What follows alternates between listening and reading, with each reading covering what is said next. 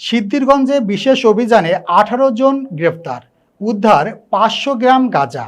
Senior staff reporter Asif Ahmed Rana জানান, নারায়ণগঞ্জের সিদ্ধিরগঞ্জ থানা পুলিশ বিশেষ অভিযান পরিচালনা করে 500 গ্রাম গাঁজাসহ মোট 18 জন আসামিকে গ্রেপ্তার করেছে। গ্রেপ্তারকৃতদের মধ্যে মাদক মামলায় 6 জন, চুরির মামলায় 1 জন, বৈষম্য বিরোধী মামলায় 2 জন, সাজাপ্রাপ্ত সিআর ওয়ারেন্টভুক্ত 1 জন এবং পুলিশ আইনের 34 ধারায় 8 জন রয়েছেন। পরে আদালতে প্রেরণ করা হয়েছে।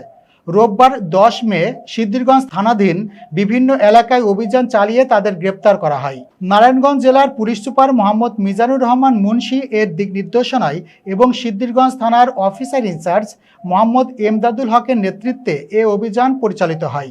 অভিযানে গ্রেপ্তারকৃতদের মধ্যে রয়েছেন নাজিম উদ্দিন, সাগর, ইমন মিয়া, রাহাত মিয়া, রাসেল মিয়া, বাবুল ওরফে বাবলু মিয়া, ফয়সাল মিয়া, জীবন, ওয়াহিদ মিয়া, ফারুক মিয়া, বাবু, হৃদয় মাহমুদ জনি, আব্দুল আজিজ, আল আমিন, আব্দুর রহমান, লুৎফর রহমান মুন্না, জাহাঙ্গীর বিশ্বাস ও আবু বক্কর। পুলিশ জানায়, মাদকসহ যে কোনো অপরাধ দমনে সিদ্ধিরগঞ্জ থানা পুলিশের অভিযান অব্যাহত থাকবে।